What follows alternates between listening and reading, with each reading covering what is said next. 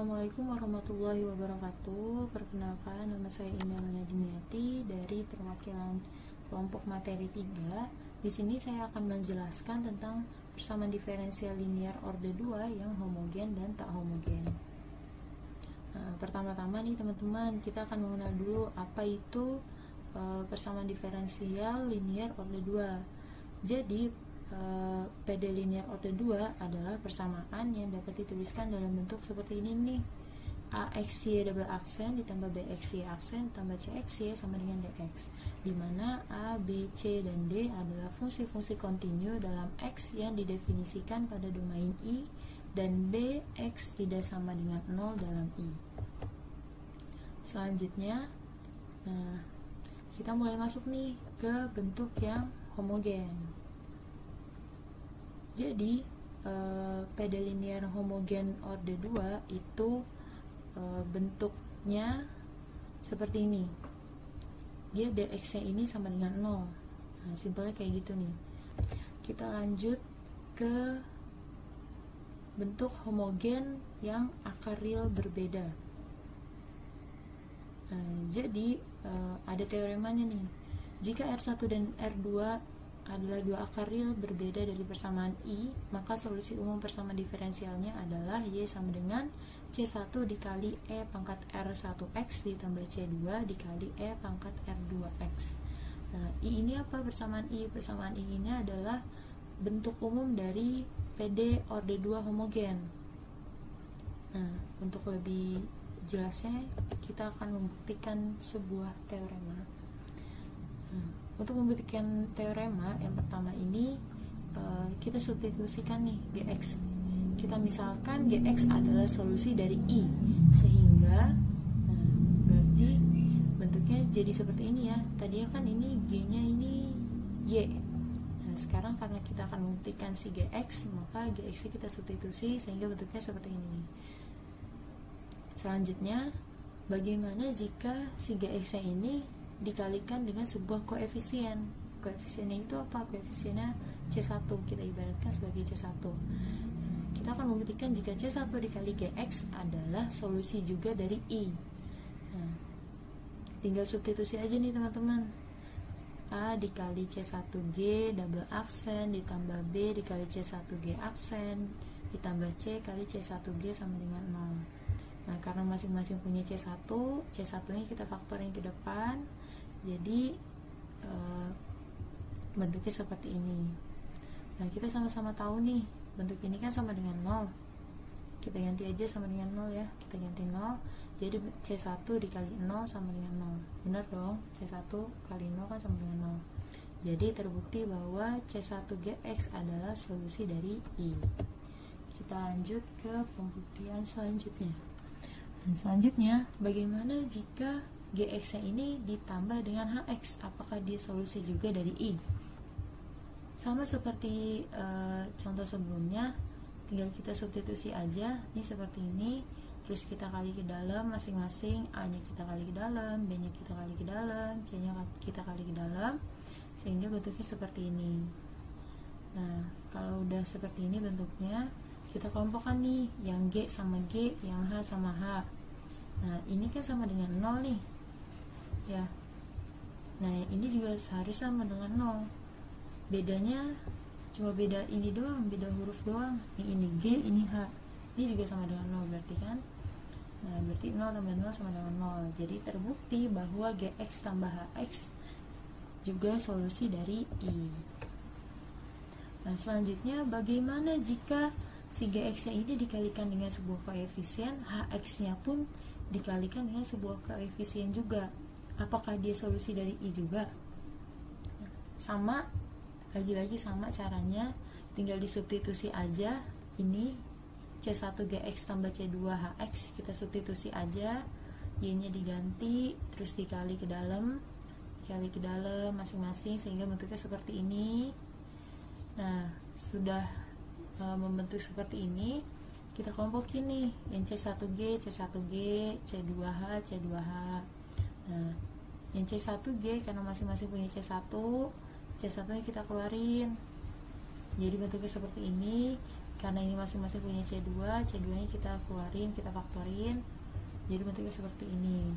Nah ini dan ini kan nilainya 0 ya, berarti C1 dikali 0 kan 0, C2 dikali 0, 0, berarti 0 tambah 0 adalah 0. Berarti terbukti bahwa C1GX ditambah C2HX adalah solusi juga dari I. Kita lanjut ke contoh soal. Nah, contoh soalnya nih, kita akan selesaikan si persamaan diferensial ini. Soalnya adalah Y double aksen tambah 5Y aksen tambah 6Y sama dengan 0. Nah, kita misalkan Y ini adalah E pangkat Rx, Y sama dengan E pangkat Rx. Berarti Y aksennya adalah R dikali E pangkat Rx. Berarti Y double aksennya adalah R kuadrat dikali E pangkat Rx. Nah, kalau kita udah dapat nih, Y double aksennya kita udah dapat, Y aksennya kita udah dapat, ini kita udah dapat, kita langsung substitusiin aja ke soal, bentuknya seperti ini. Nah, bentuknya seperti ini teman-teman. Selanjutnya setelah disubstitusi ke soal, karena masing-masing punya E pangkat Rx, ini kita faktorkan aja E pangkat Rx nya kita taruh di luar. Nah, jadi yang tersisa cuma R kuadrat tambah 5R tambah 6. Nah, si E pangkat Rx ini nggak boleh sama dengan 0.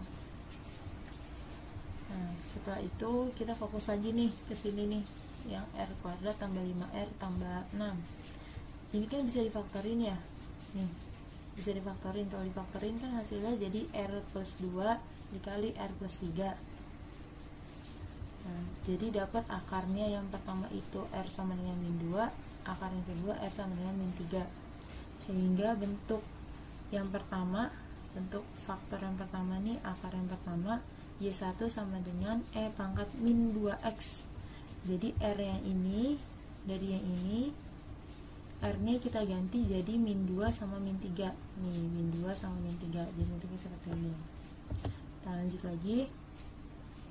Nah, untuk membuat solusi tersebut lebih general, nah, kita coba tambahin koefisien di masing-masing akarnya.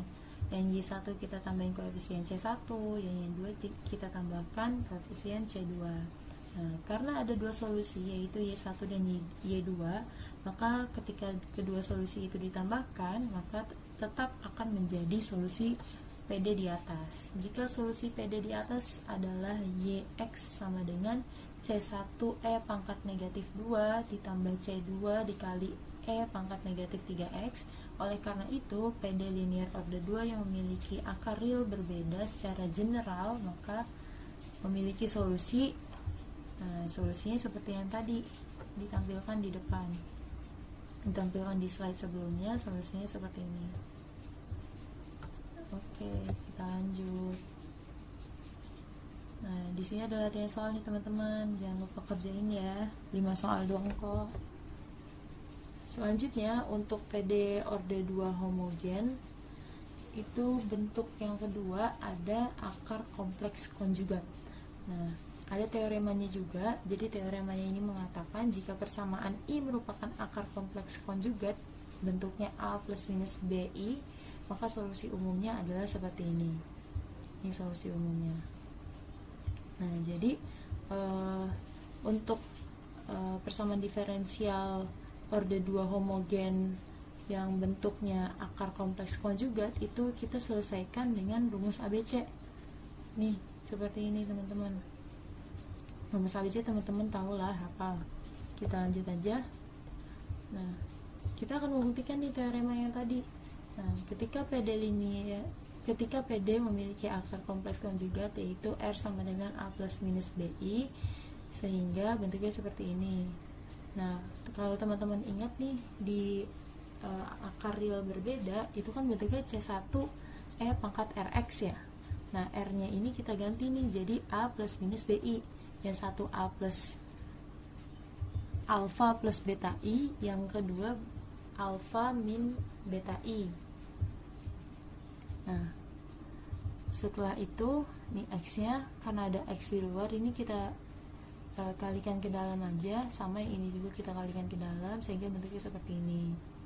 Nah, setelah itu kita ini lagi, kita pecah lagi, kita E nya ini kita bukan dikalikan ya, kita jabarin lagi sehingga bentuknya seperti ini.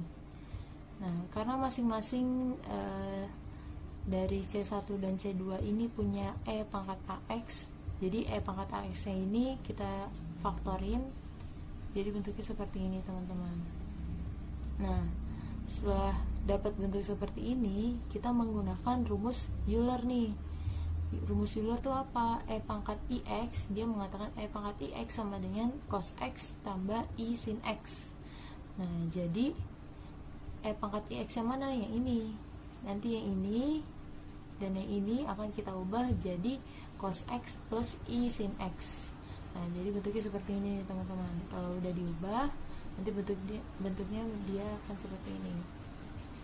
Nah, karena di sini betanya bernilai positif, jadi cos beta X, betanya positif. Karena ini bernilai negatif, berarti ini negatif. Nah, setelah itu kita akan menggunakan identitas trigonometri lagi. Ini dasar banget ini, yaitu cos min theta sama dengan cos theta dan sin min theta sama dengan min sin theta. Ini akan kita pakai untuk mengubah ini, yang C2 nih. Nah, untuk dari Y sampai C1 sampai I sin beta X nih sama nih teman-teman. Nih kalau teman-teman lihat ya, sama, nggak ada perubahan sama sekali. Sampai C2 ini juga sama. Nah, yang berubah nih dari sini nih, cos min beta X. Kita ingat di sini, cos min theta sama dengan cos theta, berarti cos min beta X adalah cos beta X juga. Kita lanjut lagi teman-teman. Nah, yang I sin min beta X ini akan kita ubah seperti ini, berarti menjadi min sin beta X. Nah, jadi bentuknya kayak gini teman-teman. Nah, kalau udah diubah kayak begini, nah, C1 ini kita kalikan ke dalam satu-satu, C2 nya juga kita kalikan ke dalam satu-satu. Setelah dikalikan ke dalam, nanti yang sama-sama punya cos kita taruh di depan, yang sama-sama punya sin kita taruh di belakang. Jadi kayak begini. Nah, setelah itu C1 tambah C2 ini kita misalkan lagi jadi C3, dan C1I dikurang C2I ini kita misalkan lagi jadi C4. Nah, sehingga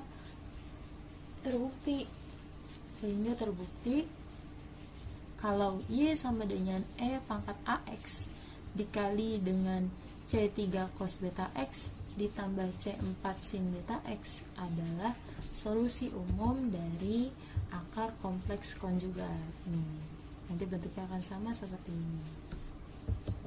Kita lanjut ke contoh soal. Contoh soalnya, Y double aksen dikurang 4Y aksen ditambah 13Y sama dengan 0. Nah, untuk memudahkan kita menjawab soal, kita ubah ke bentuk persamaan kuadrat. Untuk Y double aksen kita ubah jadi R kuadrat. Untuk min 4Y aksen kita ubah menjadi negatif 4R. Untuk yang 13Y ini kita ubah jadi konstan aja, jadi 13. Kemudian sama dengan 0. Nah, untuk akar kompleks konjugat kita langsung pakai rumus ABC aja. Nah, rumus ABC kan teman-teman udah pada tahu semua ya. Kita langsung substitusiin aja nilainya dari bentuk persamaan kuadrat yang ini, disubstitusiin aja ke rumus ABC hingga hasilnya nanti ketemu R12 nya sama dengan 2 plus minus 3I. Nah, karena akarnya imajiner dengan A sama dengan 2 nih, B sama dengan 3, maka solusi umum PD tersebut, nah jadi yang ini nih solusi umumnya yang paling bawah nih, kita ganti ya, kita substitusi A nya 2 tadi, B nya kita substitusi jadi 3. Jadi penyelesaian atau solusi dari persamaan diferensial yang ini adalah Y sama dengan E pangkat 2X dikali C1 sin 3X tambah C2 cos 3X. Seperti itu. Oke, next ke bentuk terakhir dari PD order 2 homogen, yaitu ada akar real berulang. Nah, teoremanya jika persamaan I mempunyai akar berulang, maka solusi umum persamaan diferensialnya adalah Y sama dengan C1 dikali X dikali E pangkat R1X ditambah C2 dikali E pangkat R2X. Nah, untuk membuktikan teoremanya kita ambil salah satu contoh soal. Ambil salah satu bentuk dari persamaan diferensial, bentuknya seperti ini, bentuknya adalah Y double aksen ditambah 4Y aksen tambah 4Y sama dengan 0. Nah, seperti biasa kita ubah dulu bentuk persamaan diferensialnya ke persamaan kuadrat jadi seperti ini. Setelah itu kita faktorkan. Nah, ketika difaktorkan ternyata dia memiliki akar yang kembar. Nih, akar kembarnya itu berapa? Akar kembarnya R sama dengan negatif 2. Nah, jadi dia cuma punya satu akar nih, Y sama dengan C dikali E pangkat min 2X. Nah, ini itu bukan solusi umum dari PD orde 2, karena PD orde 2 itu harus punya 2 akar. Nah, jadi gimana caranya biar dia punya 2 akar? Nah, sekarang kita bikin permisalan. Misalnya diketahui Y0 sama dengan A dan Y aksen 0 sama dengan 5A. Tadi kan akarnya bentuknya Y sama dengan C dikali E pangkat min 2X. Sekarang kalau Y-nya adalah Y0, berarti di sini A dong. Nah, C-nya juga min 2X ini, X-nya kan diganti 0, jadi C dikali E pangkat 0. Sehingga dapat A sama dengan C. Karena E pangkat 0 itu kan 1, jadi A sama dengan C. Selanjutnya, akar yang tadi kita turunkan. Jadi Y, ini jadi Y aksen. Selanjutnya C dikali E min 2 C dikali E pangkat min 2X ini kita turunkan juga, bentuknya jadi min 2 dikali C kali E pangkat min 2X. Nah, Y aksen ini, Y aksen 0 itu adalah 5A. Kita ganti nilainya jadi 5A sama dengan negatif 2 dikali C ini kan sama dengan A. Berarti kita ganti A dikali E 2X min negatif 2X ini kita ganti 0. Nah, jadi bentuknya 5A sama dengan min 2A gitu akhirnya. Tapi belum selesai ini teman-teman. Nah, dari solusi yang keliru tadi kita cari lagi solusi yang lebih general, yaitu dengan G sama dengan Vx dikali E pangkat min 2X. Nah, kita turunkan G dengan sifat UV. Nah, teman-teman tahu kan ya, untuk turunan perkalian U kali V bentuknya. Nah, kalau turunan pertamanya G aksen, berarti U-nya kan Vx nih, V-nya E pangkat negatif 2X. Nah, berarti kalau turunannya U aksen V dikali ditambah V aksen U. U aksennya berapa? U aksennya adalah V aksen. U aksen V, V-nya tetap nih, ditambah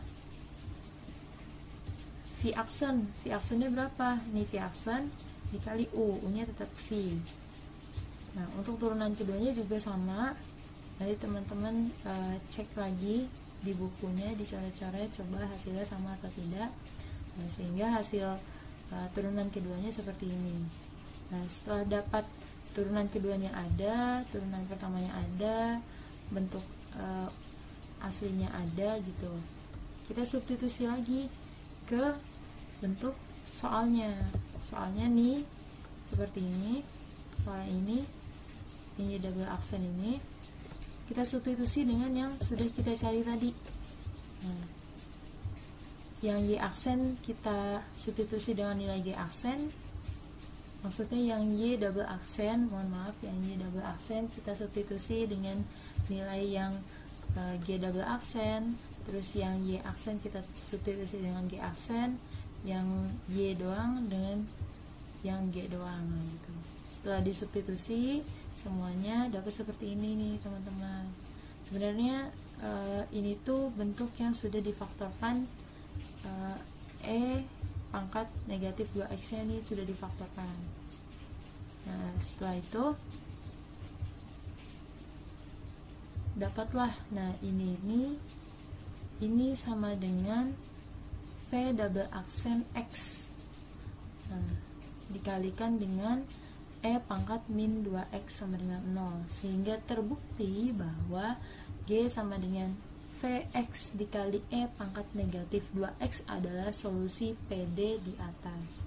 Nah, sehingga diketahui bahwa kalau V double aksennya sama dengan 0, V aksennya sama dengan C1, berarti V aksennya sama dengan C1x tambah C2.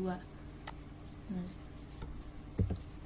ini integral nih teman-teman. Kalau ini kita integralin kan dapetnya C1, berarti kalau ini kita integralin lagi terhadap X dapetnya C1x tambah C2, sehingga G sama dengan Vx dikali E pangkat negatif 2x sama dengan C1x ditambah C2 dikalikan dengan E pangkat negatif 2x sama dengan C1x dikali dengan E pangkat negatif 2x ditambah C2 dikali E pangkat negatif 2x.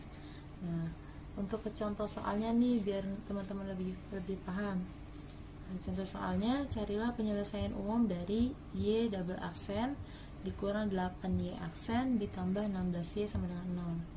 Nah, angka yang pertama teman-teman ubah ke persamaan kuadrat dulu, biar sekali lagi biar lebih mudah untuk diselesaikan. Nah, selanjutnya nih kita cek diskriminan. Jadi sebenarnya teman-teman, langkah kita untuk membedakan apakah ini soal bentuknya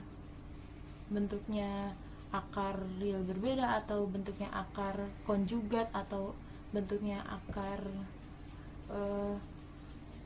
yang berulang, itu caranya dengan cek diskriminan. Jadi kalau udah dapet soal nih bentuknya misalnya ada persamaan diferensial nih yang order 2, langsung kita cek diskriminan. Kalau dia diskriminannya lebih besar dari 0, berarti dia akar real berbeda. Kalau diskriminannya sama dengan 0, berarti dia akar real berulang. Kalau diskriminannya lebih kecil dari 0, berarti dia akar konjugat, gitu teman-teman. Nah, jadi dari persamaan kuadrat ini kita cari diskriminannya nih, dapat nilai diskriminannya sama dengan 0 ternyata. Oh, berarti dia akar real berulang. Nah, jadi solusi umumnya kan kita tahu nih, solusi umum dari akar real berulang nih seperti ini nih. Kita langsung substitusi aja. Nah, jadi dari persamaan kuadrat ini kita faktorin. Oh, dapat nih R1 R2 nya ternyata 4. Langsung disubstitusi ke solusi umumnya. Nah, jadi bentuk penyelesaian dari persamaan diferensial ini adalah Y sama dengan C1 dikali X dikali E pangkat 4X ditambah C2 dikali E pangkat 4X. Nah, ini ada latihannya lagi nih teman-teman, jangan lupa dikerjain ya. Oke teman-teman, sekarang kita masuk ke persamaan diferensial linear order 2 non homogen. Nah, bentuk umumnya seperti ini. Perbedaannya dengan yang homogen itu di dx-nya. Kalau yang non homogen, dx-nya ini punya nilai, sementara saya ulangi, untuk yang non homogen dx-nya ini punya nilai, sementara yang homogen itu dx-nya sama dengan 0. Nah, solusi umumnya seperti ini. Kita lanjut. Nah, sekarang kita akan membuktikan bahwa solusi umumnya ini adalah penyelesaian dari bentuk umum. Nah, jadi solusi umumnya kan seperti ini nih, Y sama dengan C1Y tambah C2Y tambah Y. Sekarang kita misalkan YC ini sama dengan C1Y tambah C2Y. Nah, sehingga bentuk persamaan umumnya, bentuk solusi umumnya jadi seperti ini. Nah, kemudian YC itu adalah solusi umum dari PD linear order 2 homogen. Nah, YC-nya ini kita substitusikan ke solusi umum PD linear order 2 homogen. Selanjutnya, nah ini kan bentuk umum dari PD linear order 2 yang non homogen ya, atau bentuk umum PD linear order 2. Nah, kemudian nilai Y ini kita substitusikan dengan YC tambah Y seperti ini teman-teman. Nah, ini dx ini kita simpan dulu, kita fokus ke yang ini dulu, yang ruas kiri nih. Y-nya kita substitusikan dengan YC tambah Y. Nah, setelah disubstitusikan kita kalikan ke dalam, terus langsung dikelompokin. Ini udah dikalikan ke dalam, langsung kita kelompokin yang YC semua, yang Y semua. Nah, setelah itu ini dari AXYC double aksen tambah BXYC aksen tambah CXYC ini kan sama dengan 0 nih. Ini yang ini. Nah, kemudian yang ini sama dengan DX ya, sama. Nah, sehingga bisa kita ubah nih. Jadi AXY double aksen tambah BXY aksen tambah CXY sama dengan 0 tambah DX. Nah, sehingga terbukti bahwa Y sama dengan C1 Y1 tambah C2 Y2 tambah Y adalah solusi umum dari bentuk umum PD linear order 2 non homogen. Nah, kemudian di sini ada tabel metode koefisien tak tentu untuk beberapa persamaan bentuk. Nah, ini itu tabelnya untuk menyelesaikan bagian yang suku tak homogen nih. Nah, untuk lebih jelasnya kita lihat ke contoh soal ya. Nah, contoh soalnya ini yang pertama, tentukan solusi dari PD Y double aksen dikurang 2Y aksen dikurang 3Y sama dengan 1 dikurang X kuadrat. Nah, cara penyelesaiannya yang pertama kita selesaikan yang ruas kiri dulu. Nah, yang ruas kiri ini kita selesaikan dengan cara yang homogen, yaitu kita ubah dulu ke bentuk persamaan kuadrat seperti ini. Setelah diubah ke bentuk persamaan kuadrat, kita cari akar-akarnya nih, kita faktorkan. Oh, ternyata ketika difaktorkan dia bentuknya akar real berbeda. Berarti solusi umumnya kita masukin ke solusi umum akar real berbeda. Nah, ini kita beri simbol YC ya, kita namakan YC. Selanjutnya untuk cara yang tak homogen, kita lihat ke ruas yang sebelah kanan. Ruas yang sebelah kanan bentuknya 1 dikurang X kuadrat. Nah, ada X kuadrat di sini. Nah, X kuadrat ini kan bentuknya X pangkat N kan ya. Nah, kita lihat ke tabel, apakah ada bentuk X pangkat N di sini? Oh, ada X pangkat N di nomor 1. Nah, kalau ada bentuk X pangkat N seperti ini, berarti kita ubah menjadi, kita jabari nih, dari X pangkat N ini sampai X nya pangkat 0. Kalau misalnya X nya pangkat 5, berarti kita jabarin dari X pangkat 5, X pangkat 4, X pangkat 3, X pangkat 2, X pangkat 1 sama X pangkat 0 alias 1 gitu. Itu kita tulis semua gitu. Nah, berhubung di sini X nya adalah X pangkat 2, berarti kita jabarinnya X pangkat 2, X pangkat 1 dan X pangkat 0 atau 1. Nah, selanjutnya ini akan kita masukkan ke YP. Nah, kita simbolkan aja, kita kasih simbol itu YP. YP sama dengan AX pangkat 2 ditambah BX ditambah C. Nah, kita beri koefisien untuk masing-masing dari penjabaran ini. Nah, selanjutnya kita cari turunan dari YP. Turunan dari YP adalah seperti ini nih teman-teman. Selanjutnya kita cari turunan keduanya. Turunan keduanya dapat seperti ini.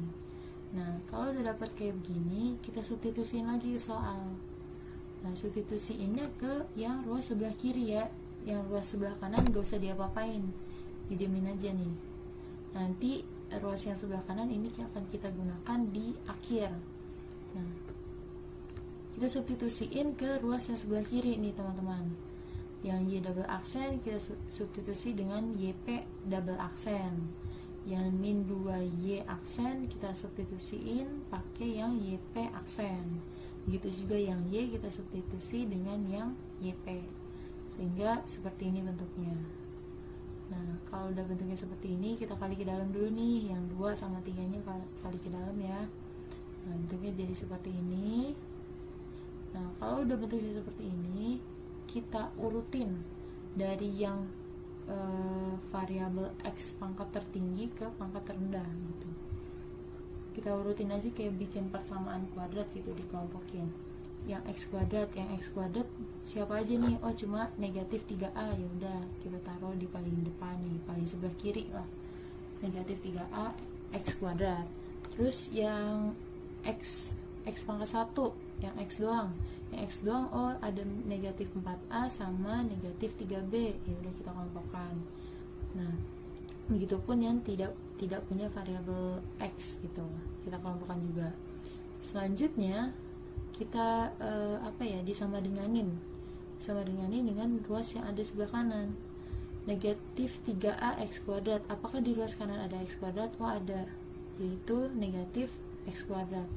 Nah, kita bentuk kayak begini nih teman-teman. Nah, kalau dibentuk kayak gini kan X kuadratnya bisa sama-sama kita hilangin ya. Jadi sisa negatif 3A sama dengan negatif 1, sehingga kita dapat nilai A nya adalah sepertiga. Nah, lanjut lagi ke yang koefisien X aja. Nah, yang koefisien X aja di ruas kiri ada nih. Di ruas kanan ada nggak? Oh nggak ada, berarti dia 0. Di ruas kanan nggak ada, berarti bentuknya negatif 4A dikurang 3B sama dengan 0. Nah, A nya kan tadi kita udah dapat nih nilainya sepertiga, kita substitusiin ke sini. Nah, kalau disubstitusi, kita cari sampai dapat nilai si B. B nya kita dapat, hasilnya adalah negatif 4/9. Lanjut lagi ke yang ini nih, yang nggak punya variabel X. Nah, di sini ada nggak di ruas kanan? Oh ada 1, berarti si 2A dikurang 2B dikurang 3C ini kita sama dengan 1. A sama B kan udah dapat nilainya masing-masing, substitusiin lagi sehingga dapat nilai C yaitu 5/27. Nah, nanti jawabannya itu, solusinya itu Y sama dengan YC ditambah YP. YC nya di mana? YC ini cara yang homogen, kita salin ulang YC. YP nya yang mana? YP nya yang ini. Nilai A nya kan kita udah dapat nih tadi, A nya sepertiga, B nya negatif 4/9, C nya 5/27. Ini kita substitusiin, tinggal jumlah. Nah, jadi seperti ini teman-teman. Lanjut ke contoh kedua. Nah, tentukan solusi pada berikut. Sama seperti contoh yang pertama tadi, kita selesain dulu yang ruas sebelah kiri dengan cara homogen. Nah, kita ubah ke bentuk persamaan kuadrat. Kita faktorin, begitu difaktorin, oh ternyata dia akar real berulang. Yaudah kita masukin ke solusi umum akar real berulang, yaitu seperti ini. Nah, ini YC kan. Selanjutnya untuk yang ruas kanan kita lihat bentuknya ada 4x kuadrat ditambah 6e pangkat x. Dan ini ada bentuk baru nih, ada e pangkat x. E pangkat x kita lihat dulu. E pangkat x masuknya di mana nih? Di sini kah? Atau di sini? Atau di sini? Ternyata di sini teman-teman. Nah, di sini kita lihat himpunan koefisien tak tentunya, oh dia tetap gak berubah, berarti gak usah diubah, jadi seperti ini aja. Nah, untuk yang 4x kuadrat ini hanya x kuadratnya aja yang kita jabarin ya teman-teman. Jadi x kuadrat, x sama 1, 4 nya gak usah ikut, sama yang 6 nya juga di sini gak usah ikut. Nah, kenapa yang ini kode? Nah, karena ini tuh kita hitung dari banyaknya penjabarannya gitu loh teman-teman. Jadi kalau di sini ada 3 penjabaran, berarti ini A, B, C.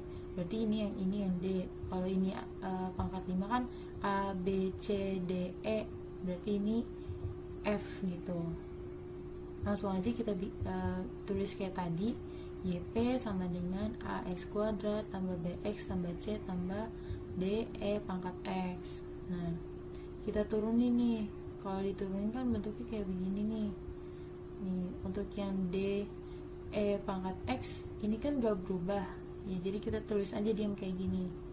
Nah, untuk YP double aksen juga seperti ini bentuknya. Nah, selanjutnya substitusikan lagi ke soal sehingga bentuknya seperti ini teman-teman. Nih. Nah, kalau udah substitusi, udah dikali ke dalam, nah bentuknya seperti ini. Kalau udah dikali ke dalam, selanjutnya dikelompokkan lagi. Nah, kalau dikelompokkan lagi, udah dikelompokkan lagi nih, kita sama denganin lagi. Kalau udah dapat nih yang sama dengan ini, yang x kuadrat di ruas kanan ada x kuadrat, oh ada, berarti 4A sama dengan 4, 4A sama dengan 4, berarti A nya 1. Untuk yang koefisien X doang, di ruas kanan nggak ada, berarti sama dengan 0. Berarti 8A tambah 4B sama dengan 0. Substitusikan nilai A nya, dapat, sehingga kita dapat B nya sama dengan negatif 2. Selanjutnya yang tidak punya koefisien X, dia nggak ada di ruas kanan, berarti sama dengan 0 juga, sehingga kita dapat nilai C nya itu adalah 6/4 atau 3/2 nih. Nah, kita lanjut ke yang dx. Dx di sini ada, di ruas kiri ada dx, di ruas kanan ada ex. Nah, kita sama denganin. Nah, jadi dapat d nya ini adalah 2/3. Nah, bikin deh solusi dari persamaan diferensialnya, yaitu y sama dengan yc tambah yp. Yc nya kita udah dapat tadi.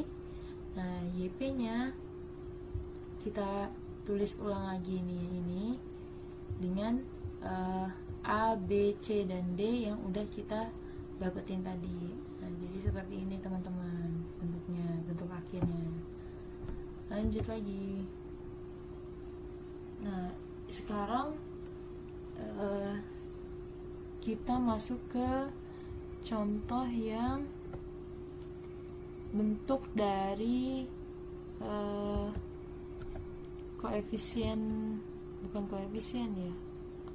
suku yang tak homogennya itu bentuknya sin.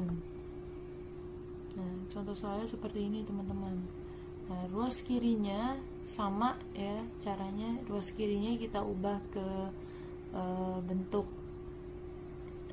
persamaan kuadrat, jadi seperti ini. Kemudian kita faktorkan, dapat R sama dengan 0 dan R sama dengan 1. Nah, karena dia memiliki dua akar yang berbeda, berarti kita masukkan ke solusi umum akar real yang berbeda nih. Selanjutnya untuk yang tak homogen. Yang tak homogen kita lihat bentuknya nih, 5e pangkat x. 5e pangkat x ini kan tidak 5e pangkat x dan nah ini 5e pangkat x masuknya ke sini kan, berarti dia tidak berubah. Lanjut lagi untuk yang sin 2x, sin bentuknya berarti seperti ini dia. Nah, sin ini berubah menjadi apa? Jadi sin bx tambah c dan cos bx tambah c. Nah, jadi seperti ini nih teman-teman. Selanjutnya ini kita sesuaikan aja.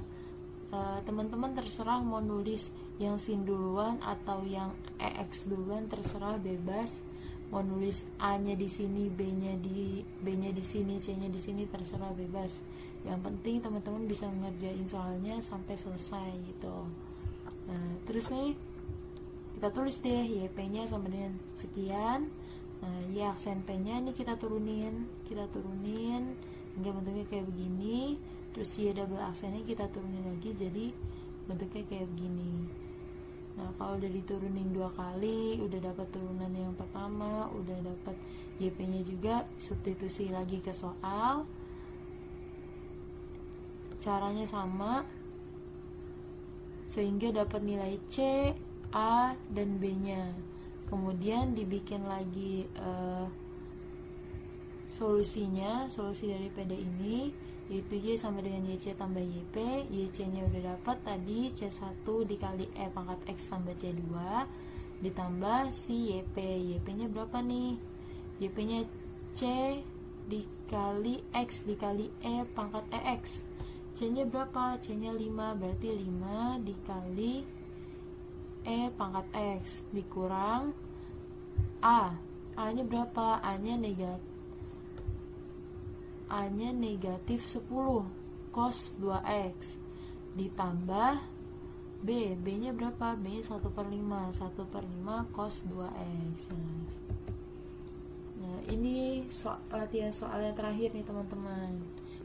Jangan lupa dikerjain juga 2 latihan sebelumnya yang di depan tadi. Jadi total ada 15 nomor. Sekian dulu presentasi atau penjelasan dari saya. Lebih kurang